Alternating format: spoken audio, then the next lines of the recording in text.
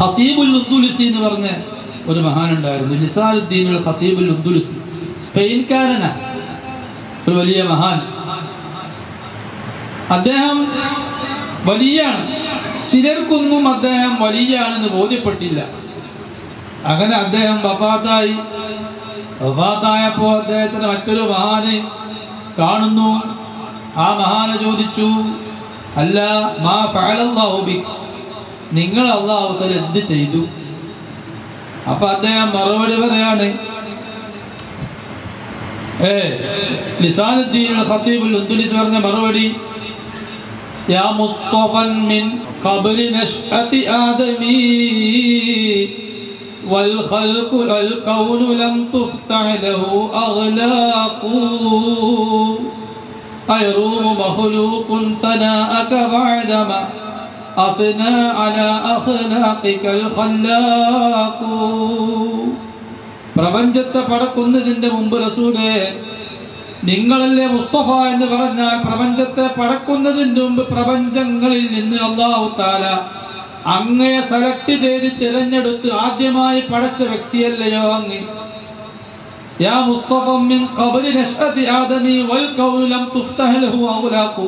പ്രപഞ്ചമില്ല അന്ന്, പ്രപഞ്ചമുണ്ടാവുന്നതിന്റെ മുമ്പ് പ്രപഞ്ചത്തിൽ നിന്ന് തിരഞ്ഞെടുത്ത് സെലക്ട് ചെയ്ത് മുസ്തഫയാക്കിയ ആളല്ലേ അങ്ങ്? അയറൂബു മഖ്ലൂഖുൻ തനാഅക ബഅദമ അഫ്നാ അലാ അഖ്ലാഖികൽ ഖല്ലാഖു.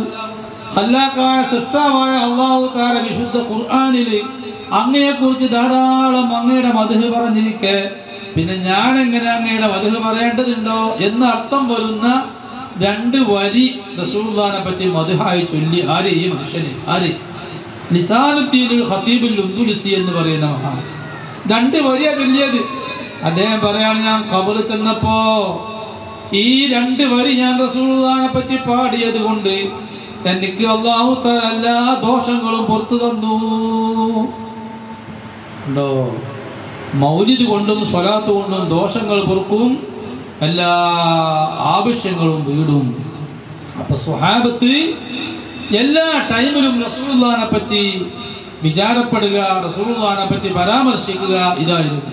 റസൂലുള്ളാഹിയുടെ മുന്നിൽ ഇങ്ങനെ ഇരിക്കും സ്വഹാബത്ത്. മുന്നിൽ ഇരിക്കുമ്പോ നിസ്കാരത്തിലേക്ക് വന്നാൽ 5 വക്ത് നിസ്കാരത്തിന് സ്വഹാബത്ത് വന്നാൽ സ്വഹാബത്ത് റസൂലുള്ളാഹി എന്തെങ്കിലുമൊക്കെ പറയുമ്പോ അത് കേൾക്കുകയാണ്.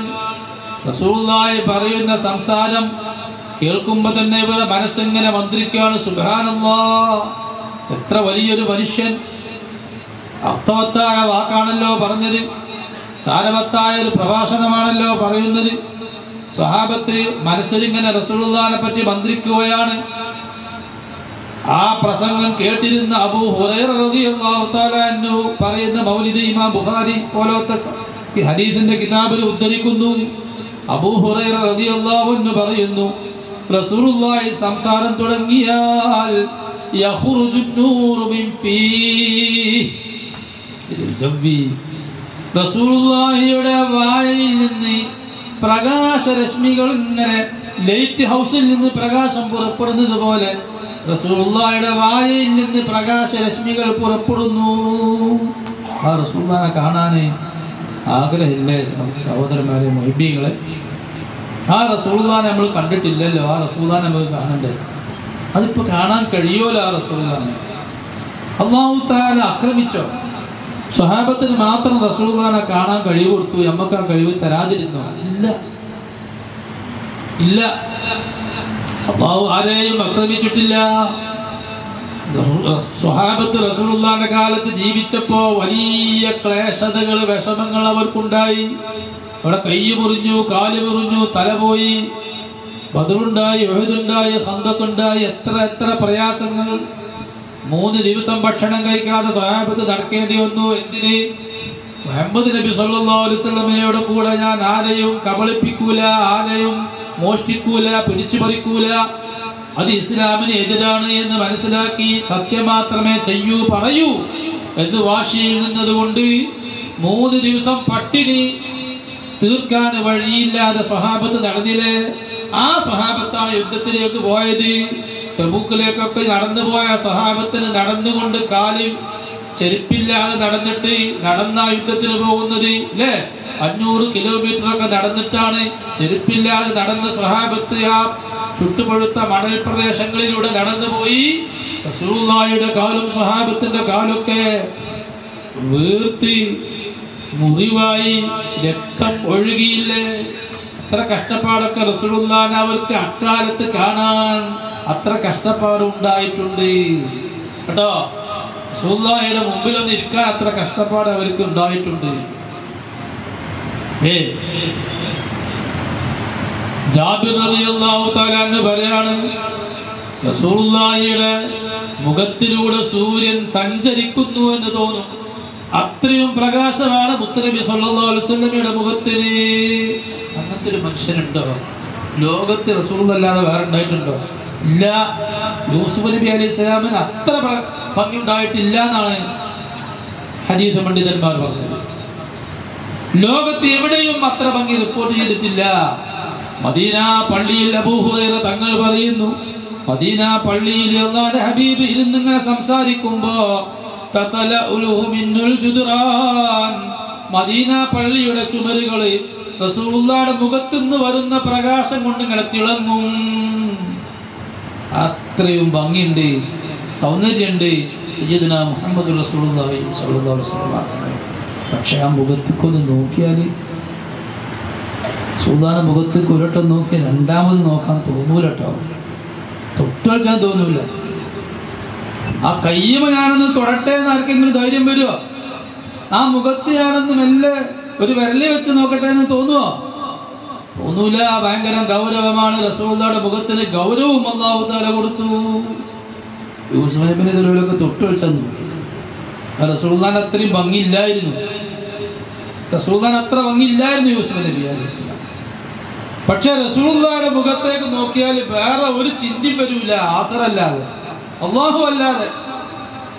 അല്ലാഹിയായ ചിന്ത, ദൈവിക ചിന്തയല്ലാതെ മറ്റൊരു ചിന്തയും ഒരു ആണിനും ഒരു പെണ്ണിനും റസൂലുള്ളാഹി സ്വല്ലല്ലാഹു അലൈഹി വസല്ലമയെ കണ്ടവർക്ക് വന്നിട്ടില്ല.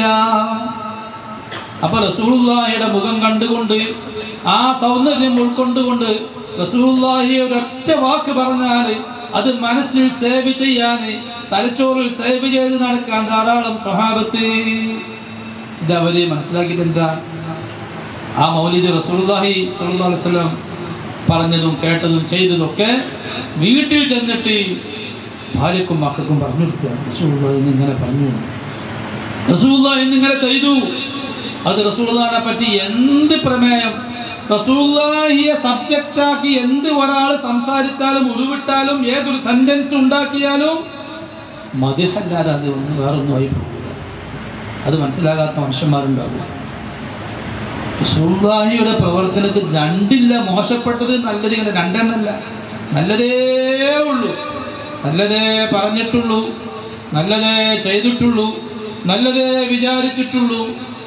ആ റസൂലുള്ളാഹിയെ കുറിച്ച്, ശരീരഭാവത്തെ കുറിച്ച് പറഞ്ഞാലും അത് മദ്ഹാണ്. റസൂലുള്ളാഹി ചെയ്തതിനെ കുറിച്ച് പറഞ്ഞാലും അത് വലിയ മദ്ഹാണ്. അതല്ലേ ബീബി ആയിഷ റളിയല്ലാഹു തആല അൻഹ, ഞാൻ ഒരു ഉദാഹരണം പറയാണ്. ആയിഷ ബീവി പറയുകയാണ്, കാന റസൂലുള്ളാഹി സ്വല്ലല്ലാഹു അലൈഹി വസല്ലം യുസല്ലി ദുഹാ 8 റകഅാത്തിൻ. എല്ലാ ദിവസവും റസൂലുള്ളാഹി സ്വല്ലല്ലാഹു അലൈഹി വസല്ലം പള്ളിയിൽ പോയി 8 റകഅത്ത് ദുഹാ നിസ്കരിക്കുന്നതായി ഞാൻ കണ്ടിട്ടുണ്ട്. അതിപ്പോൾ റസൂലുള്ളാഹി ചെയ്തത് പറയാം. ബുദ്ധിയുള്ളവർ ആലോചിച്ച് നോക്കി, ഇത് റസൂലുള്ളാഹിന്റെ മദ്ഹല്ലേ? റസൂലുള്ളാഹിന്റെ മദ്ഹല്ലേ പറയുന്നത്? അപ്പൊ ലോകത്ത് രചിക്കപ്പെട്ട മുഴുവൻ ഹദീസ് ഗ്രന്ഥങ്ങളും അല്ലാഹുവിന്റെ ഹബീബ് സ്വല്ലല്ലാഹു അലൈഹി വസല്ലമയെ കുറിച്ചുള്ള മഖൂസ് മൗലിദ. അല്ലാഹുവിന്റെ ഹബീബിനെ കുറിച്ചുള്ള ശറഫുൽ അനാമാണ്, അല്ലാഹുവിന്റെ ഹബീബിനെ കുറിച്ചുള്ള ബുർദത്താണ് ആ പറയുന്നതെല്ലാം. എല്ലാ മൗലിദ് കിതാബുകളാണ്. റസൂലുള്ളാഹി ഇങ്ങനെയാണ്, റസൂലുള്ളാഹി ഇങ്ങനെ പറഞ്ഞു, അതാ പറയുന്നത്. ഹുദൈഫത്ത് ഇബ്നുൽ യമാൻ റളിയല്ലാഹു തആല അൻഹു പറയാണ്, റസൂലുള്ളാഹിയുടെ തഹജ്ജുദിനെ പറ്റി മറ്റൊരു മദ്ഹ് ആര്? അബൂദാവൂദ് റിപ്പോർട്ട് ചെയ്ത ഹദീസ്. ഹുദൈഫത്ത് ഇബ്നുൽ യമാൻ പറയാണ്, ഞാൻ ഒരിക്കൽ റസൂലുള്ളാഹിയുടെ നിസ്കാരത്തെ പറ്റി അറിയണ്ടേ, തഹജ്ജുദിനെ പറ്റി അത് അറിയാൻ വേണ്ടി ഒരിക്കൽ മെല്ലെ ചെന്ന് നോക്കി. റസൂലുള്ളാഹി നിസ്കരിക്കുക, തഹജ്ജുദ് നിസ്കരിക്കുക. ഞാനും കൂടി കൊടുത്തു, എന്തിന് ഞാനും കൂടി കൊടുത്തു. എൻ്റെ നിസ്കാരം പോലെ റസൂലുള്ളാഹിയുടെ നിസ്കാരം തന്നെ ഞാൻ സുബ്ഹാന ജല്ലാലുഹു 4 റക്അത്ത് സൂറത്ത് നിസ്കരിച്ചു തഹജ്ജുദ് 4 റക്അത്ത് 4 ഉള്ളൂ. പക്ഷേ റക്അത്തിന്റെ കോലം എങ്ങനെയെന്നറിയോ? ഫഖറഅ ഫിൽ റക്അത്തിൽ ഊലാ സൂറത്തുൽ ബഖറ, ഒന്നാമത്തെ റക്അത്തിൽ അൽ ബഖറ സൂറത്ത് ഫുള്ള് ഓതി. 2 ജുസുണ്ട് അൽ ബഖറ സൂറത്ത്. നിസ്കാരത്തിനല്ല, റമദാനിൽ ഒറ്റ ഇരുത്തത്തിൽ ആ അൽ ബഖറ ഫുള്ള് ഓതി തീർത്തുക്കണം. ഇല്ല ഞാൻ പറഞ്ഞില്ല, ഇതിലൊക്കെ ഉണ്ടാവും, കുറവല്ലേ. അൽ ബഖറ ഫുള്ള് സയഖൂലും കൂടെ ഫുള്ള് ഓതണം, എന്നാലേ അൽ ബഖറ ഉള്ളൂ. അപ്പൊ ഒന്നാമത്തെ റക്അത്തിൽ അൽ ബഖറ ഓതി, രണ്ടാമത്തെ റക്അത്തിലോ ആലി ഇംറാൻ സൂറത്ത്, പിന്നത്തെ റക്അത്തിൽ നിസാ, പിന്നത്തെ സൂറത്തിൽ, പിന്നത്തെ റക്അത്തിൽ മാഇദ. ഇങ്ങനെ വലിയ 3 സുദീർഘ അധ്യായങ്ങൾ ആ സൂറത്തുകളുടെയൊക്കെ പേര്. ഏറ്റവും സുദീർഘമായ അധ്യായങ്ങൾ ഖുർആനിൽ. ആ സുദീർഘമായ അധ്യായങ്ങളാണ് 4 റക്അത്തിൽ നബി സല്ലല്ലാഹു അലൈഹി വസല്ലം ഓതിയത് എന്ന് ആരാ പറയണത്? ഇതേപോലെ പറയാണ്. ഇങ്ങനെ പലതും തോന്നി അത് കഴിച്ചിട്ട് പോകാലെന്ന് പറഞ്ഞു. അപ്പൊ ഇത് റസൂലുള്ളാഹി സ്വല്ലല്ലാഹു അലൈഹി വസല്ലമ തങ്ങളുടെ മദ്ഹാണ്, അവിടുത്തെ പ്രകീർത്തനാണ് ഈ പറയുന്നത്.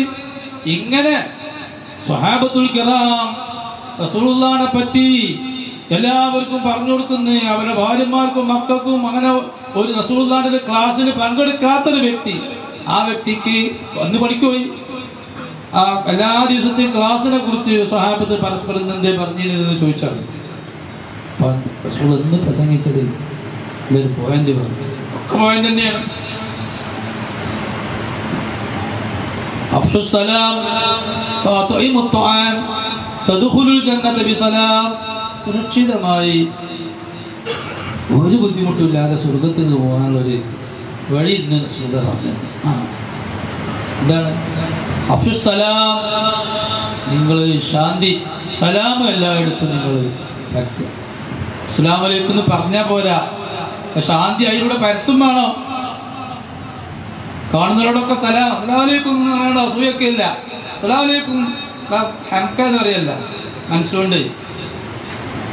അസ്സലാമു അലൈക്കും ശൈത്താന് മനസ്സിൽ കേട്ടോ, ശൈത്താൻ മനസ്സിലാണ്. അങ്ങനല്ല, ഒരാളോടും വെറുപ്പ് വേണ്ട, ശാന്തി വേണം. എല്ലാവർക്കും നിന്നെ കൊണ്ട് നിന്റെ നാവിൽ നിന്നും നിന്റെ മനസ്സിലുള്ള വിചാരങ്ങളിൽ നിന്നും സലാമത്ത് വേണം. അതാ അഫ്സുസലാം. വെറും അസ്സലാമു അലൈക്കും അസ്സലാമു അലൈക്കും തന്നെ പോരാ. അഫ്സുസലാം, നിങ്ങൾ സലാം, നിങ്ങൾ എല്ലാവരോടും സലാം പറയണം, സലാം പറയണം. ഭക്ഷണം നൽകുകയും വേണം. തദ്ഖുലുൽ ജന്നത ബിസലാം, സുരക്ഷിതമായി സ്വർഗ്ഗത്തിൽ പോവാ. ഞാനൊരു ഉദാഹരണം പറഞ്ഞത്. ഇങ്ങനെ അർത്ഥവത്തായ പ്രസംഗങ്ങൾ അല്ലാതെ, വാക്കുകളല്ലാതെ റസൂലുള്ളാഹിനെ പറ്റി ആർക്കെന്ത് പറയാനുണ്ട്? അപ്പൊ റസൂലുള്ളാഹിന്റെ പ്രസംഗത്തിനെ പറ്റി മഹാത്മാഗാന്ധിജി പറഞ്ഞു. ഞാൻ മഹാത്മാഗാന്ധിജി പറഞ്ഞൊരു വാക്ക് ഉദ്ധരിക്കുകയാണ് കേട്ടോ. മഹാത്മാഗാന്ധിജി പറഞ്ഞു, ഒരാൾ പ്രസംഗത്തിൽ പറയുമ്പോൾ അത് വളരെ ശ്രദ്ധേയമായ, ശ്രോതാക്കൾക്ക് ഉപകാരപ്രദമായ, എന്നൊന്ന് മനസ്സിലാക്കി വെക്കേണ്ട ഒരു വാക്കാവൂലേ മഹാത്മാഗാന്ധിജി പറഞ്ഞു പറയുന്നു. മഹാത്മാഗാന്ധിജി അത് കേട്ടിട്ട് മഹാത്മാഗാന്ധിജി തെറ്റുള്ളല്ലോ കുട്ടി പറഞ്ഞു, ഞാൻ പറഞ്ഞ വർത്താനാണ് ഇപ്പൊ പറഞ്ഞത്. മഹാത്മാഗാന്ധിജിന്റെ മദ്ഹന്നല്ലേ അത് മഹാത്മാഗാന്ധിജിന്റെ മദ്ഹാണ്. മഹാത്മാഗാന്ധിജിന്റെ ഒരു പ്രസംഗം ഉദ്ധരിച്ചാല്, അത് മഹാത്മാഗാന്ധിജിന്റെ ഒരു ഹദീസ് ഉദ്ധരിച്ചാൽ മഹാത്മാഗാന്ധിജിയുടെ മദ്ഹാണ്, മൗലിദാണ്. അത് തിരിയാത്തോലാരാ? അപ്പൊ അതാണ് റസൂലുള്ളാഹിയുടെ ഒരു ഹദീസ് ഉദ്ധരിച്ചാൽ തന്നെ അല്ലാഹുവിന്റെ റസൂലിന്റെ മദ്ഹാണ്. ഇങ്ങനെ സ്വഹാബത്തിന്റെ കാലത്ത് ദിനരാത്രങ്ങൾ മുഴുക്കെ എപ്പോഴും റസൂലുള്ളാഹിനെ പറ്റിയുള്ള വിചാരപ്പെടലുകളും റസൂലുള്ളാഹിയെ കുറിച്ചുള്ള പരാമർശങ്ങളും റസൂലുള്ളാഹിനെ വിശേഷിപ്പിക്കലും തന്നെയാണ് നടന്നത്. അപ്പൊ അത് മാത്രമേ ഉള്ളൂ. പിന്നെ മങ്കൂസ് പോലെ അങ്ങനെയൊക്കെ ചൊല്ലിയിരുന്നു. സുബ്ഹാനല്ലാഹ്, അങ്ങനെ ചൊല്ലിയിട്ടുണ്ട്. അങ്ങനെ എത്ര സ്വഹാബത്ത്, 200ഓളം മൗലിദ് രചിച്ച സ്വഹാബത്തുണ്ട് റസൂലുള്ളാഹിനെ പറ്റി. 200 ഉള്ളൂ എന്നല്ല പറയുന്നത്. പഠനങ്ങളിൽ 200ഓളം സ്വഹാബത്ത് റസൂലുള്ളാഹിന്റെ മദ്ഹ് രചിച്ചവരുണ്ട്. അതിൽ പ്രഗൽഭനാണ് ഹസ്സാൻ ഇബ്നു സാബിത്ത് റളിയല്ലാഹു അൻഹു, ഞാൻ നേരത്തെ പറഞ്ഞത് അല്ലേ. കഅബ് റളിയല്ലാഹു തആല റസൂലുള്ളാഹിനെ പറ്റി ഒരു മൗലിദ് രചിച്ചു. ആ മൗലിദിന്റെ പ്രാധാന്യം ആ മൗലിദ് 59 വരിക. ആ 59 വരിയിൽ റസൂലുള്ളാഹിന്റെ മദ്ഹ് എത്രയുള്ളത് നോക്കിക്കണോ. ആ മദ്ഹ് ബാനത്ത് സുആദു ഫഖൽബിൽ യൗമ മത്ബൂലു ഉതയ്യമുൻ നിസ്റഹാ ലം യുഫ്ദ മഖ്ബൂലു എന്ന് തുടങ്ങുന്ന ഒരു കവിത റസൂലുള്ളാഹിന്റെ മൗലിദ. റസൂലുള്ളാഹിന്റെ മുന്നിൽ വെച്ച് പാടിയതാ. റസൂലുള്ളാഹി പാടിയപ്പോൾ റസൂലുള്ളാഹി സ്വല്ലല്ലാഹു അലൈഹി വസല്ലം അതിഥികൾ വരുമ്പോൾ മാത്രം ധരിച്ചിരുന്ന, അതിഥികൾ വരുമ്പോൾ നമ്മൾ ആ കീറിയ വനിയനല്ലല്ലോ വേണ്ടി, അതിഥികൾ വരുമ്പോൾ ഏതാവണം, അതിഥികൾക്ക് വേണ്ടി ഒരുങ്ങണം, അതിന് മോശത്തിലൊന്നുമില്ല. അപ്പോൾ ഒപ്പർക്ക് വേണ്ടി ഒരുങ്ങി, ഒപ്പർക്ക് വേണ്ടി ചായച്ചത് പോലെ ഒപ്പർക്ക് വേണ്ടി ചായച്ചണം. ചായ നേരത്തെ കാഴ്ചയതാണെങ്കിലും അത് നേരത്തെ കാഴ്ച ഞാൻ കുടിക്കാൻ പോവുകയായിരുന്നു, അതാണ് നിങ്ങൾ കൊണ്ടുവന്നതെന്ന് പറയണ്ട. അങ്ങനെ വിഡ്ഢിയാൾ ചിലപ്പോൾ പറയും, നിങ്ങൾ വരുന്നത് കണ്ട് ചായ ഒരുക്കിയതാണ് എന്നാ പറയുന്നത്. അങ്ങനെ എന്തെങ്കിലും നല്ല വാക്ക് പറയാം, തിരിച്ചു പറയും, ഞാനും ചായ കുടിക്കുകയായിരുന്നു അപ്പോൾ ആണ് നിങ്ങൾ വന്നത്. അത് ഈഗോ നിറച്ച തലീന്ന് വരുന്നൊരു വാക്കാണത്. ഒരു അതിഥി വരുമ്പോൾ അതിഥിക്കൊരു വെള്ളവും ചായയൊക്കെ കൊടുക്കണം. അതുപോലെ അതിഥിനെ സ്വീകരിക്കാൻ ഒരു കുപ്പായുണ്ട്. അല്ലാഹുവിന്റെ ഹബീബ് സ്വല്ലല്ലാഹു അലൈഹി വസല്ലം ഭംഗിയിൽ ഒരു കുപ്പായിട്ട് അതിഥികളെ സ്വീകരിക്കും. കഅബ് റളിയല്ലാഹു അൻഹു വരി ചൊല്ലി. ആ വരിയിൽ കഅബ് ഇങ്ങനെ പറഞ്ഞു കേട്ടാ തോന്നുന്നു എന്തോ ഒരു കാമുകിനെ പറ്റിയാണ് പറയുന്നത്. ചിലവരൊക്കെ കാമുകിയാന്ന് പറഞ്ഞു ചെയ്തു. ആ കാമുകിന്നല്ല, നാണാണ്. ഏത് കാമുകി? അല്ലാഹുവിന്റെ ഹബീബ് സ്വല്ലല്ലാഹു അലൈഹി വസല്ലം മക്കത്തും മദീനത്തൊക്കെ വന്ന് വലിയ പ്രസംഗം നടത്തുന്നുണ്ട്. ആരും കേൾക്കാത്ത, എല്ലാവർക്കും ആവശ്യമായ പല സംഗതികളും പറഞ്ഞുകൊണ്ടിരിക്കുന്നുണ്ട് എന്നുള്ള വാർത്തയൊക്കെ കേട്ടപ്പോഴും കഅബ് ബിൻ സുഹൈൽ റളിയല്ലാഹു അൻഹു ദുനിയാവാകുന്ന കാമുകിയുമായി കറങ്ങി റസൂലുള്ളാഹിന്റെ അടുത്തേക്ക് വരാൻ സമയം കണ്ടില്ല. അപ്പോൾ റസൂലുള്ളാഹി ഒരു സൈക്കോളജി എടുത്തു, കഅബിനെ കൊല്ലണം, ഒരു കണ്ട കൊല്ലണം എന്ന് റസൂലുള്ളാഹിനെ വല്ലാതെ വേദനിപ്പിച്ചു. റസൂലുള്ളാഹിനെ പറ്റി വേണ്ടാത്ത കവിതയൊക്കെ ചൊല്ലിയാണ്ട്, കവികൾ എന്തെങ്കിലും ചൊല്ലിയാൽ ആ ദീന് പൊളിഞ്ഞു. റസൂലുള്ളാഹിനെ പറ്റി കവിത ചൊല്ലിയാൽ ആ കവിത സാഹിത്യത്തിന് വലിയ സ്ഥാനമാണ്. അപ്പോൾ മുത്തനബി എന്ത് പറഞ്ഞാലും അതൊക്കെ ഒന്നുമല്ലാതാവും ഈ കവിത കേട്ടാൽ. അപ്പോൾ അതുകൊണ്ട് ദീനിന് വലിയ നഷ്ടമാണ് കഅബിനെ കൊണ്ട്. കഅബിനെ കണ്ടാൽ കൊല്ലണം എന്ന് പറഞ്ഞു. അത് സൈക്കോളജി കൂടെ കഅബിന് ചിന്തിക്കാനൊരു അവസരം കൊടുത്തതാണ്.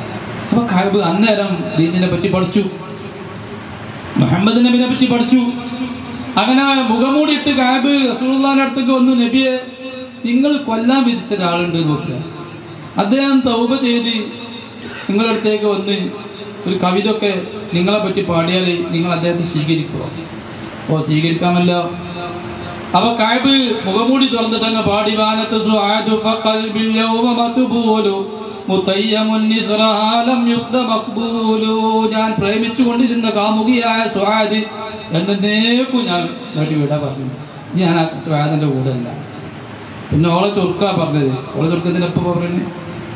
അത് എനിക്കിട്ട് വരാൻ അത് പ്രശ്നം ഉണ്ടായത്, തടസ്സം ഉണ്ടായത് അതാണ്. റസൂലുള്ളാഹിക്ക് മനസ്സിലായി ചങ്ങായിന്റെ ഭാഷ എന്താണ്. അവസാനം 2 വരി റസൂലുള്ളാഹിനെ പറ്റി മദ്ഹായിട്ട് പാടി ഒപ്പിച്ചു. ഇന്ന് പഠിച്ചിട്ടില്ലല്ലോ, ഇപ്പോൾ വന്നിട്ടല്ലേ ഉള്ളൂ. ഇന്നർ റസൂല ലസൈഫുൻ യുസ്തളാഉ ബിഹി മുഹന്നദുൻ മിൻ സുയൂഫില്ലാഹി മസ്ലൂലു. റസൂലുള്ളാഹിനെ പറ്റി അവസാനം 2 വരി മദ്ഹായിട്ട് കഅബ് റളിയല്ലാഹു തആല അൻഹു പാടി. 2 വരി പാടി. അപ്പോൾ റസൂലുള്ളാഹി സമ്മാനം കൊടുത്തു. അതാണ് മദ്ഹിനിക്കുള്ള സ്ഥാനം. ഈ ഒരു മൗലിദ് ഗൗസുൽ ആദം മുഹീദ്ദീൻ അബ്ദുൽ ഖാദിർ ജീലാനി ഖദ്ദസല്ലാഹു സിർറഹു അവരുടെ ക്ലാസ്സിൽ എന്നും ആ മൗലിദ് ചൊല്ലാറുണ്ട്. അപ്പോൾ ഗൗസുൽ ആദമിന്റെ ഒരു സുഹൃത്താണ്, വലിയ അക്കാലത്തുള്ള വലിയ അദി ഇബ്നു മുസാഫിർ റളിയല്ലാഹു അൻഹു. അദി ഇബ്നു മുസാഫിർ റളിയല്ലാഹു അൻഹു ഇടയ്ക്ക് മൊയ്തീൻ ഷെയ്ഖിന്റെ ക്ലാസ്സിൽ പങ്കെടുക്കും. മൊയ്തീൻ ഷെയ്ഖിന്റെ ക്ലാസ്സിലേക്ക് അദി ഇബ്നു മുസാഫിർ അന്ന് വന്നു. നോക്കുമ്പോൾ അന്ന് ഈ മൗലിദ് ചൊല്ലിയിട്ടാണ് ക്ലാസ് വന്നു. എന്നും അങ്ങനെ തന്നെയാണ് പിന്നെ. അപ്പൊ അദി ചോദിച്ചു, അല്ല നിങ്ങൾ വേറെ കുറെ മൗലിദ് ഉണ്ടായിട്ട് എന്താ ഇപ്പൊ ഈ മൗലിദ് ചൊല്ലണേ? ബാനത്ത് സുആദു ഫഖൽബിൽ യൗമ മത്ബൂലു. ക്ലാസ് തുടങ്ങുമ്പോൾ ഒരു കുട്ടിനെ കൊണ്ട്, ചെറുപ്പക്കാരനെ കൊണ്ട് ആ മൗലിദ് ഒരട്ടം ചൊല്ലിയിട്ട് ആ ക്ലാസ് തുടങ്ങും.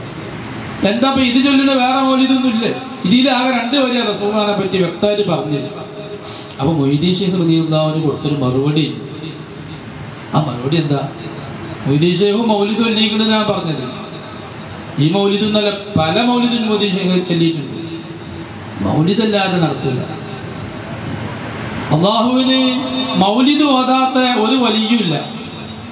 റസൂലുള്ളാഹിന്റെ മൗലിദ് ചെല്ലാത്ത വലിയനെ അവ സ്വീകരിക്കുക.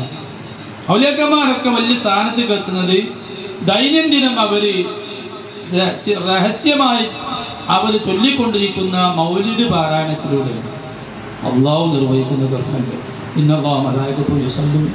പിന്നെ വലിയനെ അതിന് മേലേക്ക് നിൽക്കാൻ പറ്റുമോ? അപ്പൊ മൊയ്തീൻ ശൈഖ് റളിയല്ലാഹു അൻഹു ഫ്രണ്ടായ അദീജ് ഇബ്നു മുസാഫിറിനോട് പറഞ്ഞു കൊടുത്തു, ഞാൻ ഈ മൗലിദിന് പ്രാധാന്യം കൊടുക്കാൻ കാരണം ഞാൻ ഇത് ചൊല്ലാറില്ല. പക്ഷേ ഒരിക്കൽ റസൂലുള്ളാഹി സ്വല്ലല്ലാഹു അലൈഹി വസല്ലം സ്വപ്നത്തിൽ കണ്ടു. അപ്പോൾ ഞാൻ റസൂലുള്ളാഹിയോട് ചോദിച്ചു, നബിയെ, ഈ കഅബ് ചൊല്ലി എന്നൊക്കെ പറയുന്ന ബാനത്ത് സുആദു ഫഖൽബിയോ മത്ബൂലു എന്ന് പറഞ്ഞൊരു കവിത ഉണ്ടല്ലോ, അത് നടന്ന സംഭവം തന്നെയാണോ? അങ്ങയെ പറ്റി ഞാൻ ചൊല്ലിയിട്ടുണ്ടോ? മുന്നിൽ വന്ന് സംഗതി നടന്നിട്ടുണ്ടോ? റസൂലുള്ളാഹി പറഞ്ഞു, അതെ, നഅം, അത് ഉണ്ടായിട്ടുണ്ട്, നടന്നിട്ടുണ്ട്. രണ്ടാമത്തെ ചോദ്യം, നബിയെ, അത് അങ്ങയെ കുറിച്ചുള്ള മദ്ഹ് തന്നെയാണോ? തുടക്കത്തിൽ വേറെന്തോ പറയാണല്ലോ. അപ്പൊ റസൂലുള്ളാഹി പറഞ്ഞു, അതെ, അത് എന്നെ കുറിച്ചുള്ള മദ്ഹായിട്ട് ഞാൻ മദ്ഹാണ്, 2 വരി മദ്ഹ് തന്നെയാണ്, അല്ലതല്ല, എന്നെ പറ്റി ഒരു മദ്ഹായിട്ട് ഞാൻ പരിഗണിച്ചിട്ടുണ്ട് അതിനെ. അതുകൊണ്ട് ആ കവിത ഒരാൾ 3 പ്രാവശ്യം ചൊല്ലിയാല് ഉണ്ടാക്കിയത് ഉബയ്യാണല്ലോ. നിങ്ങൾ ചൊല്ലുക, ഉണ്ടാക്കിയ ആൾ അത്ര സ്ഥാനം ചൊല്ലുന്ന ആൾക്ക് കിട്ടില്ല. ബൂസിരിമാമ് മുർദ ഉണ്ടാക്കി, ബൂസിരിമാമിനെ മുത്തുനബി കുത്തുബാക്കി മാറ്റി. ഔലിയാക്കന്മാരെ കുത്തുബാക്കി. കാട്ടുകൂടെ കണ്ടൊന്നും വേണ്ട. കുത്തുബാകണി കാട്ടുകൂടെ ഒക്കെ ഓടണം. തൊലികത്തോണ്ടെണ്ണ കുത്തുബാവില്ല. നേരത്തെ പറഞ്ഞ് തൊലീക്കത്ത് എന്ന് പറഞ്ഞാൽ തൊലീക്കത്താവണമെങ്കിൽ മടവൂരിൻ്റെ ചരിത്രം വായിക്കും, മലയാളത്തിലുള്ള ചരിത്രം. അതേമാതിരി നിനക്ക് നിൽക്കാൻ സാധിക്കും, എന്നാലേ തൊലീക്കത്താവും. 8 വർഷം മടവൂര് CM വലിയുള്ളാഹി 8 വർഷം ഭക്ഷണം കഴിക്കാതെ വെറും 1 മുറുക്ക് വെള്ളം അത്തായ സമയത്ത്, നോമ്പ് തുറക്കുമ്പോൾ 1 മുറുക്ക് വെള്ളം, ഇങ്ങനെ നിൽക്കാൻ സാധിക്കും. മറ്റു സമയത്ത് ഇങ്ങനെ കടന്നുറങ്ങില്ല, പൂവലി ഉറങ്ങില്ല, ഫുൾ ടൈം പിന്നെ ദിക്റാണ്. അങ്ങനെ നിൽക്കുക, അതാണ് ത്വരീഖത്ത്. ഇപ്പം ഇത് ത്വരീഖത്താ? ഞാൻ ത്വരീഖത്തിനെ കുറ്റം പറയില്ല.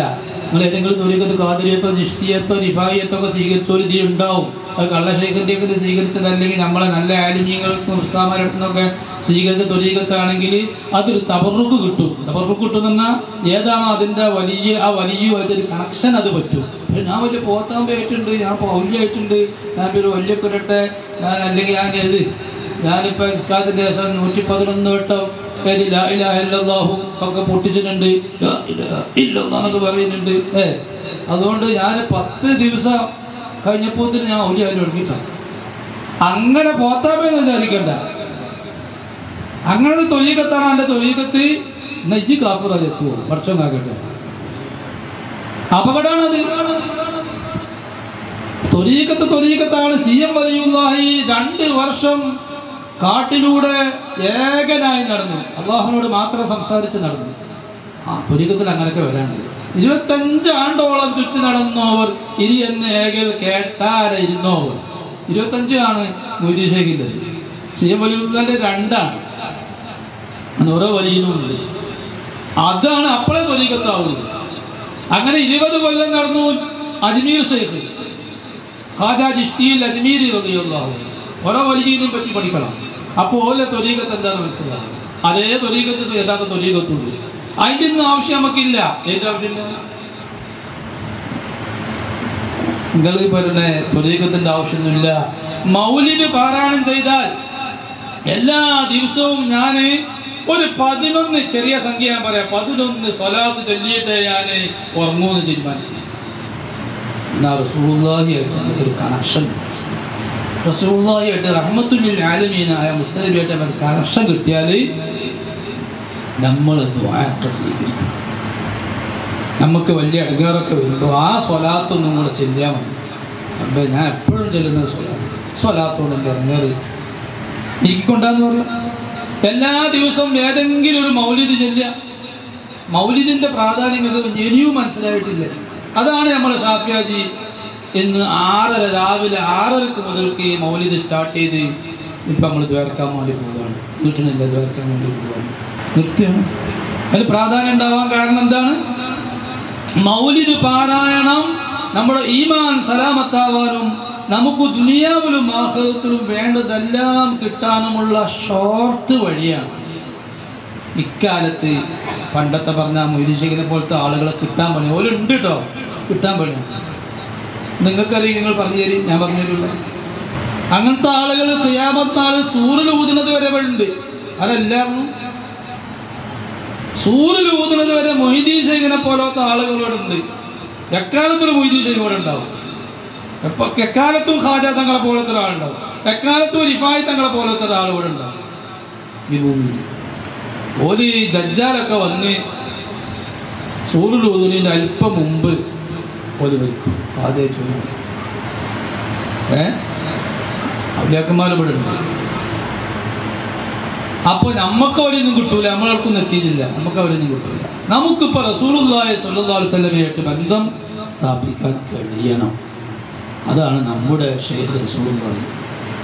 അതിന് ഒരു മൗലിദ്, ഈ മൗലിദുൽ ഹുസ്നൈനി 316 പേജിൽ നമ്മൾ ഓതിത്തീർന്നു. 316 പേജാണ് ഇതിൻ്റെ ദുആയോട് കൂടെ 316 പേജ് നമ്മൾ ചൊല്ലിത്തീർത്തു. അല്ല ഇപ്പം അവസാനത്തെ ചെല്ലാനുണ്ട്.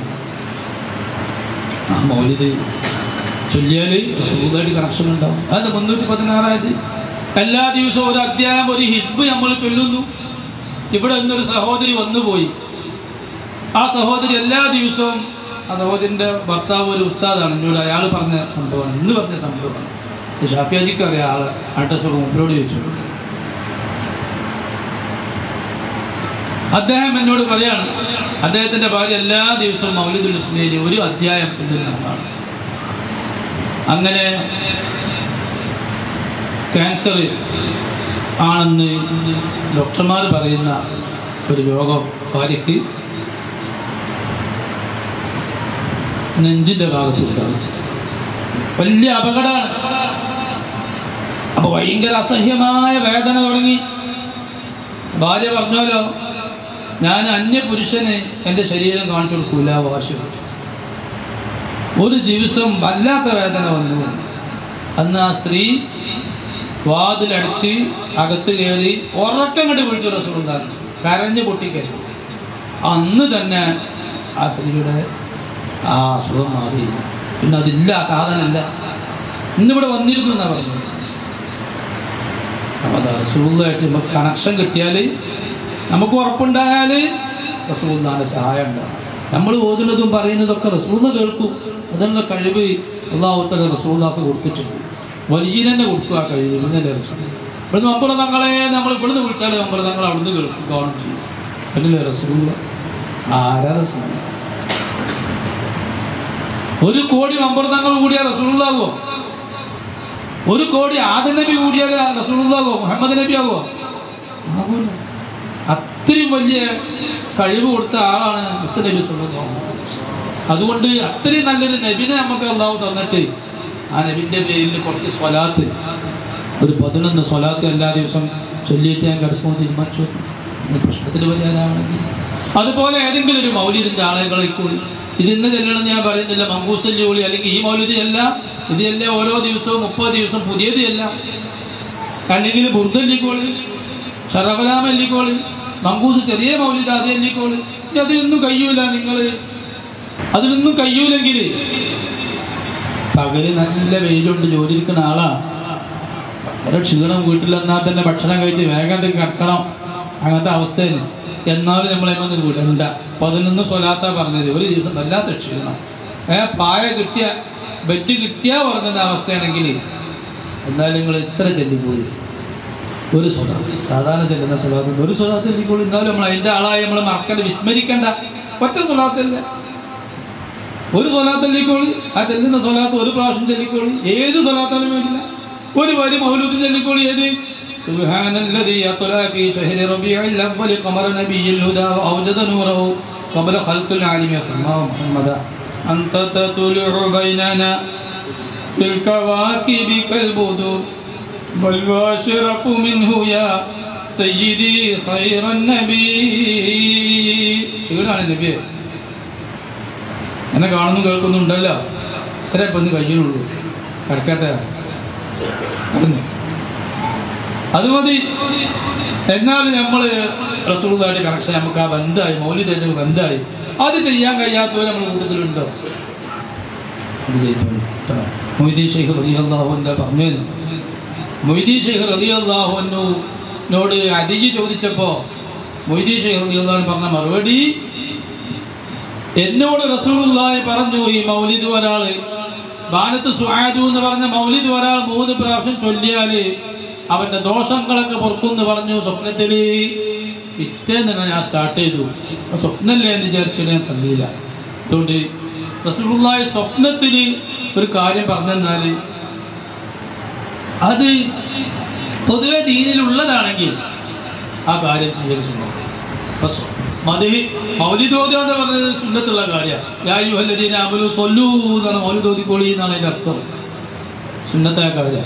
പക്ഷെ ആ സുന്നത്തായ കാര്യം തന്നെ റസൂൽ മൗലിദ് ഓതിക്കോളി എന്നല്ല സുന്നത്ത് പറഞ്ഞു. എന്നെന്താ പറഞ്ഞ്, നിങ്ങൾ ബാനത്ത് സുആദ് എന്ന് പറഞ്ഞ മൗലിദ് ഓതിക്കോളി. അപ്പൊ പിന്നെ അതന്നെ ഓതല് സുന്നത്തുണ്ട് എന്ന് ഇമാം നബവി റളിയല്ലാഹു തആല പറഞ്ഞതായിരുന്നു.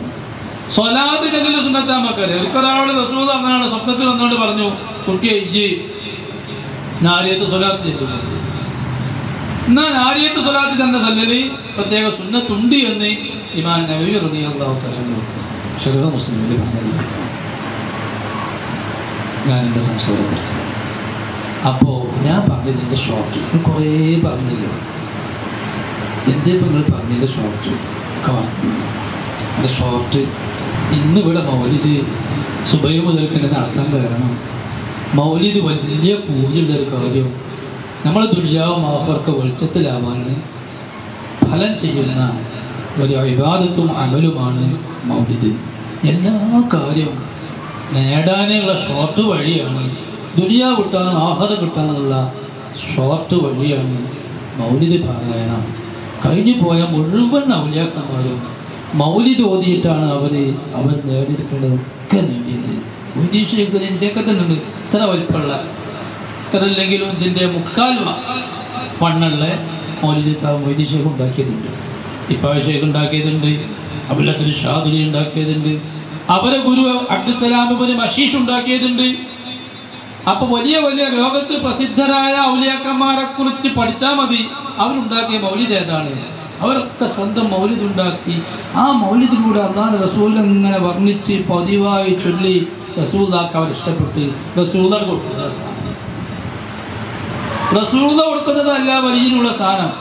മൊയ്തീൻ ശൈഖിനൊക്കെ സ്ഥാനം കൊടുത്തത് മൊയ്തീൻ ശൈഖ് എത്ര കുത്തി പറഞ്ഞിട്ടും കാര്യമില്ല, റസൂലുള്ളാഹി കൊടുക്കണം. മടവൂർ എത്ര കുത്തി പറഞ്ഞിട്ടും കാര്യമില്ല, റസൂലുള്ളാഹി കൊടുക്കണം. റസൂലുള്ളാഹിക്ക് അത് കൊടുക്കും. എക്കാലത്ത് കൊടുക്കാനുള്ള റസൂലുള്ളാഹി. അല്ലാഹുമ്മ സ്വല്ലി വസല്ലിം മുബാരിക് അലൈഹി. നിങ്ങൾ മനസ്സിലാക്കിയിട്ടുണ്ടാവും, പ്രാധാന്യം മനസ്സിലാക്കിയിട്ടുണ്ടാവുമെന്ന് മനസ്സിലാക്കുന്നത് അല്ലാഹു നമുക്ക് തൗഫീഖ് ചെയ്യട്ടെ. മരിക്കുന്ന സന്ദർഭം ഈമാൻ കിട്ടി മരിക്കൽ വലിയൊരു പ്രശ്നമാണ്. ആരിഫീങ്ങളാണത് പറഞ്ഞിരുന്നു. ഈമാൻ കിട്ടി മരിക്കൽ ചില്ലറല്ല. നമ്മൾ എന്തുകൊണ്ട് കള്ളുടിക്കുന്നില്ല, വ്യഭിചരിക്കുന്നില്ല? അത് ഈമാൻ കിട്ടി മരിക്കാൻ വേണ്ടി. നമ്മൾ കള്ളുടിച്ചാൽ ആ ഒരു സംഭവം അവൻ തെറ്റ് കബീറത്ത് ചെയ്യുന്നത് ഇബ്ലീസ് എന്നിട്ട് വീഡിയോ എടുക്കും, ലൈവായിട്ട് വീഡിയോ. അതെങ്ങനെ വീഡിയോ ഒക്കെ ഇപ്പോൾ കണ്ടുപിടിച്ചാൽ ഇതൊക്കെ റബ്ബ് തആല കണ്ടുപിടിക്കാൻ വേണ്ടി റബ്ബ് തആല മനുഷ്യന്മാരെ കൽബക്ക് കൊടുക്കണല്ലേ? അപ്പോൾ കണ്ടുപിടിച്ചല്ലേ? റബ്ബല്ലേ ഇതൊക്കെ ചെയ്യുന്നത്? ഈ സംവിധാനമൊക്കെ അല്ലാഹു തആല ഇബ്ലീസിന് നേരത്തെ വെച്ചു കൊടുത്തിട്ടുണ്ട്. ഇവിടെ ഇപ്പോൾ വന്നതാണ് കാര്യം. മൊബൈലൊക്കെ കൊണ്ടുവരുന്നത് ദജ്ജാലാന്നാണ് പറയുന്നത്. മൊബൈൽ കമ്പനിയൊക്കെ വഹി കൊടുത്തത് ദജ്ജാലിനുള്ള വഹിയാന്നാണ്. അതല്ലേ എല്ലാ ചെറുപ്പക്കാരും ഫുൾ ടൈം എല്ലാം മറന്ന് ആ മൊബൈൽ കൂടുന്നത്? ദജ്ജാൽ ഇറക്കിയ ഒരു സാധനമായതുകൊണ്ട് ദജ്ജാലിന്റെ വർക്കത്താണ്. അപ്പൊ ഇബ്ലീസുൽ ലഈനിന് അല്ലാഹു തആല അങ്ങനെ ഒരു കഴിവ് കൊടുത്തിട്ടുണ്ട്. വീഡിയോ ഉണ്ടാക്കാനുള്ള, എടുക്കാനുള്ള, വീഡിയോ ഫയൽ ചിത്രീകരിക്കാനുള്ള കഴിവ്. അത് സേവ് ചെയ്യാൻ. നമ്മൾ നന്നായി കരഞ്ഞ് തൗബ ചെയ്താൽ അവൻ്റെ ഫയലിൽ നിന്ന് അത് ഓട്ടോമാറ്റിക്കലി ആയി ഡിലീറ്റ് ആയി പോകും, അല്ലാതായി പോകും. അത് പറഞ്ഞാൽ കാണിക്കുക ഫയൽ എടുക്കുമ്പോൾ ഒരു ദിവസം. അല്ലാത്ത തൗബ ചെയ്യാതെ ചെയ്തു പോയ തെറ്റുകളൊക്കെ ഫുൾ ഇബ്ലീസ് പുറത്തെടുക്കുന്ന പ്രദർശിപ്പിക്കുന്നൊരു സമയമുണ്ട്. വയസ്സായാലും മനസ്സിലാക്കിക്കോളൂ, ചെറുപ്പക്കാരും മനസ്സിലാക്കിക്കോളൂ പറയുന്നത്. ഞാൻ ഇപ്പോൾ ഒന്നും വരച്ചില്ലാന്നല്ല, ഒരു വൈക്കമ കയറിയാൽ മതി വരച്ച. ഇബ്ലീസുല്ലാഹീന് നമ്മളെ ഈമാൻ തെറ്റിക്കലാണ് അവൻ്റെ ലക്ഷ്യം. നമ്മൾ വേണ്ട ഒരു മനുഷ്യനെ ഉപദ്രവിക്കൽ അത് വലിയ തെറ്റാ, അതൊന്നല്ല അവൻ്റെ ലക്ഷ്യം. ഇതിലൂടെ ഇവൻ്റെ ഈമാൻ തെറ്റണം എന്നാണ് ലക്ഷ്യം വെക്കുന്നത്. ഒരു സാധുവായ മനുഷ്യൻ്റെ മുഖത്ത് ഒന്നാം കൊടുത്തു, ആ അടിയുടെ ഭാരം കൊണ്ട് ആ മനുഷ്യൻ തല കുത്തി വീണു, പഠിച്ചാൽ വിടൂല. ഇത് ഒപ്പിടിക്കുക ഇബ്ലീസ്. എന്തിന്? മരിക്കാൻ സമയത്ത് ഇബ്ലീസ് വരും. മരിക്കാൻ സമയത്ത് എല്ലാ മനുഷ്യൻ്റെ അടുത്തും ഇബ്ലീസ് വരും. മരിക്കാൻ അല്ല, അപകടത്ത് പറ്റി മരിച്ച് എങ്ങനെ മരിക്കുകയാണെങ്കിൽ ചിലവരൊരു മാസമൊക്കെ കിടക്കും മരിക്കാൻ. ഈ മരിക്കാൻ അസ്രായേൽ വരുന്നതിന് മുമ്പ് ഭയങ്കര മൽപ്പിടുത്താണ് ഇബ്ലീസുല്ലാഹീന് വരും. അത് നമ്മൾ ഭാര്യ മക്കളൊന്നും കാണൂല. അങ്ങനെ വന്നിട്ട് ഈ മരിക്കാൻ കിടക്കുന്ന മനുഷ്യന്റെ മുന്നിൽ അവന്റെ വീഡിയോ പ്രദർശിപ്പിക്കും. ഏത്? ഈ മനുഷ്യന് ചെയ്തു കൂട്ടിയ, പ്രായപൂർത്തിയായ മുതൽക്ക് ചെയ്തു കൂട്ടിയ കാര്യങ്ങൾ ഇങ്ങനെ പ്രദർശിപ്പിക്കും. അതിൽ ഏറ്റവും മോശപ്പെട്ടതാണ് ഇവരെ വല്ലാതെ കാണിക്കും. അത് കാണിക്കുമ്പോൾ ഈ മനുഷ്യൻ എന്ത് വിചാരിക്കും? ഇതൊക്കെ ഞാൻ ചെയ്ത തെറ്റാണ്, അല്ലാഹുവേ ഞാനിത് മറന്നു വരുന്നുണ്ട്, അതൊക്കെ സംഭവിച്ചത് ഇത്രയും മോശപ്പെട്ട വൃത്തിഹീനമായ സംഗതിയാണ് എൻ്റെ ഭാഗത്ത് നിന്ന് ഉണ്ടായിട്ടുണ്ടോ, എനിക്ക് എന്തായാലും ഞാൻ അല്ലാഹു പുറത്തരില്ല എന്ന് വിചാരിക്കും മരിക്കാൻ കിടക്കുന്ന മനുഷ്യൻ. അവിടെ തൗബ ഒരിക്കലും നമുക്ക് തൗബ ചെയ്യാൻ കഴിയൂല. ആ സമയത്ത് പേടിയോണ്ട് നാച്ച് പുറത്തന്നെ എങ്ങനെ പറയും? ഇതുവരെ ഞാൻ പുറത്തന്നെ പറഞ്ഞിട്ടില്ല, കരഞ്ഞിട്ടില്ല. മരിക്കാൻ കിടക്കുന്ന മനുഷ്യൻ്റെ അവസ്ഥ അതാണ്. ഇനി എങ്ങനെ ഞാൻ പുറത്ത് തരണേന്ന് അല്ലാതെ പറയാനൊരു ധൈര്യം വേണ്ടേ? എനിക്കത് പുറത്ത് തരൂലെന്ന് ആൾ വിശ്വസിക്കുള്ളൂ. എല്ലാ മനുഷ്യനും സ്വാഭാവികമായിട്ടും അങ്ങനെങ്ങാനും അവസാനം വിചാരിച്ചാൽ അവൻ കാഫിറായി ചത്തുപോകുന്ന അന്നാലും തീരുമാനം. അങ്ങനെ എന്താ വലിയ അജീവി കാഫിറായി ചത്തു. അപ്പൊ കാഫിറായി ചത്തുപോകാനുള്ള പണിയാണ് ഇബ്ലീസുല്ലാഹീൻ എടുക്കുന്നത്. അപ്പോൾ എന്താ പരിഹാരം? എന്താ അവിടെ എന്താ പരിഹാരം? അതൊരു കോലാട്ടോ ഇബ്ലീസ് വരുന്ന ഒരാൾ നല്ലോണം തൗബ ചെയ്ത് എല്ലാ തെറ്റും റമദാൻ വന്നപ്പോൾ അല്ലെങ്കിൽ റബീഉൽ അവ്വൽ വന്നപ്പോൾ കരഞ്ഞ് തൗബ ചെയ്ത് വെച്ചു. പോലെ ഫയൽ ഫുള്ള് വാങ്ങി വരും, പിന്നെ ഒന്നും ചെയ്യണമെന്നില്ല. ഇബ്ലീസ് വേറെ പണിയുണ്ട്. അതെന്താ? എൻ്റെ ഉപ്പാപ്പ കുഞ്ഞാലിയാക്ക നല്ല മനുഷ്യനേനും, കുഞ്ഞിൻ്റെ എല്ലാവർക്കും വലിയ ബഹുമാനേനും എപ്പോഴും തലമറിച്ച് നടക്കുന്ന നല്ലൊരു മനുഷ്യനേനും. ആ കുഞ്ഞാലിയാക്ക ഉപ്പാൻ്റെ ഉപ്പ മരിച്ചു പോയിട്ട് 80 കൊല്ലം കഴിഞ്ഞിട്ടുണ്ട്. 80 വർഷമായിട്ട്.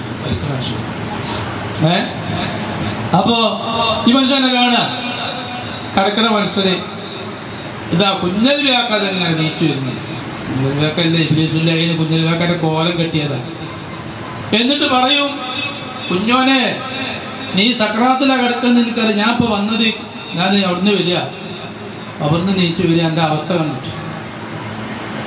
ഖബറിൽ രക്ഷ വേണമെങ്കിൽ അല്ലാഹു തആല കയ്യും കോലങ്ങൾ നമ്മളെ പോലത്തെ ഒരു മനുഷ്യന്റെ കോലാണ് അല്ലാഹു തആല എന്ന് വിശ്വസിച്ചു എന്നാലേ ഖബറിൽ രക്ഷയുള്ളൂ. ഇത് വല്യപ്പയുള്ള എനിക്ക് വേറെന്തെങ്കിലും ഓനെ വായി തെറ്റിക്കാൻ റസൂലുള്ളാഹിനെ പറ്റി അല്ലാഹുവിനെ പറ്റി വേണ്ടാതെ തോന്നിപ്പിക്കും. ഇവന് ഏതെല്ലാം ഫയലുകൾ ഏതെല്ലാം വീഡിയോസൊക്കെ കാണുന്നത് യൂട്യൂബിൽ കയറി അതൊക്കെ ഇബ്ലീസ് നോട്ട് ചെയ്യല്ലേ. ഇവനെ പയപ്പിക്കാൻ ഇത് പറഞ്ഞാൽ മതി, ഇബ്ലീസ് നോട്ട് ചെയ്യല്ലേ. ഇബ്ലീസ് എല്ലാവരെ പറ്റിയും ഓരോന്ന് നോട്ട് ചെയ്തിട്ടുണ്ട്. എവിടൊക്കെ കയറുന്നുണ്ട്, അവനെ പയപ്പിക്കാൻ എന്താ വഴി? അപ്പൊ ഇബ്ലീസുല്ലാഹീൻ അങ്ങനെ വരും. ചിലപ്പോ ഒരു വലിയായിട്ട് നമ്മൾ മനസ്സിലാക്കിയ ആളൊക്കെ കെട്ടി ബന്ധിച്ചൊക്കെ ഉണ്ട്. ഒരു ആ വലിയന്റെ കോലത്തിൽ വലിയ ഔലിയാക്കന്മാരുണ്ട് നമ്മുടെ തങ്ങളെ പോലെ. ഓരോ കോലത്തിൽ ഇബ്ലീസിന് വരാൻ കഴിയൂല. ചെറിയ ഔലിയാക്കന്മാരുടെ കോലത്തിലൊക്കെ ഇബ്ലീസ് വരും. എന്നിട്ട് പറയും, കുട്ടിയെ ഈസാ നബി അള്ളാന്റെ മകനാന്ന് തന്നെയാണ് അവരുടെ ശരി, അത് വിശ്വസിച്ചാലേ ഖബറിൽ രക്ഷയുള്ളൂ. അപ്പൊ അള്ളാന്റെ മകനാണ് ഈസാ എന്ന് വിശ്വസിച്ചോ എന്ന് പറയും.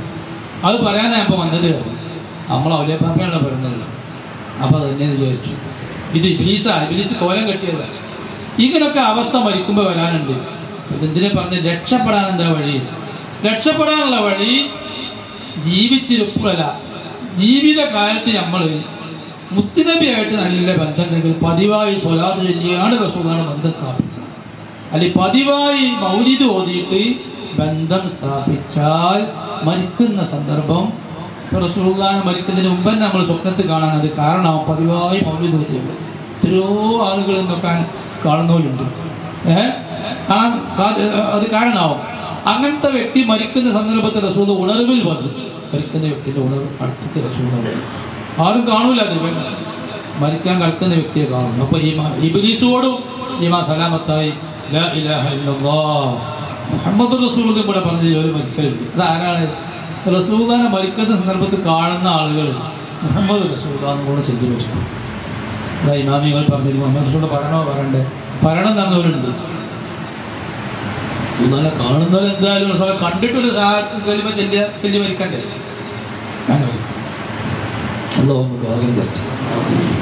അല്ലെങ്കിൽ റസൂലുള്ളാഹി ഏതെങ്കിലും ഒരു വലിയനെ, മമ്പുറം തങ്ങളെ, സിയം വലിയുള്ളാഹി, മടവൂർ തങ്ങളെ, അങ്ങനെ ഏതെങ്കിലും വലിയൊരു വലിയനെ പറഞ്ഞേക്കും മരിക്കാൻ കിടക്കുന്ന മനുഷ്യൻ്റെ അടുത്തേക്ക്. ആ വലിയ വന്നാൽ ഇബ്ലീസ് ഈമാൻ സലാമത്താൻ അതേ വഴിയുള്ളൂ. അതാ ഇബ്ലീസ് കൂസിനെ കാട്ടിടുന്നത് നിങ്ങൾ കേട്ടിട്ടില്ലേ? അപ്പോ എല്ലാ ദിവസവും സിയം വലിയുള്ളാഹിയുടെ പേരിൽ അല്ലെങ്കിൽ മമ്പുറം തങ്ങളുടെ പേരിൽ ഒരു ഫാത്തിഹ പതിവാക്കി വന്നാൽ മമ്പുറം തങ്ങളെ ഒരു സഹായം നമുക്കുണ്ടാവും. അവർക്കൊരു ഫാത്തിഹ എപ്പോഴും ഓതുകിൽ അവരുടെ ബറക്കത്തും അവരുടെ ദുആയും ബർക്കത്തുമെത്തൂമേ എന്ന് പറഞ്ഞു. എല്ലാ ദിവസവും ഒരു ഫാത്തിഹ ഓതിയാലും അവരുടെ ദുആയും ബർക്കത്തും ഉണ്ടാവും. ബർക്കത്ത് ഇതാ മരിക്കുന്ന സമയത്ത് കാവലുണ്ടാവും. അല്ലാഹു നമുക്ക് തൗഫീഖ് നൽകട്ടെ.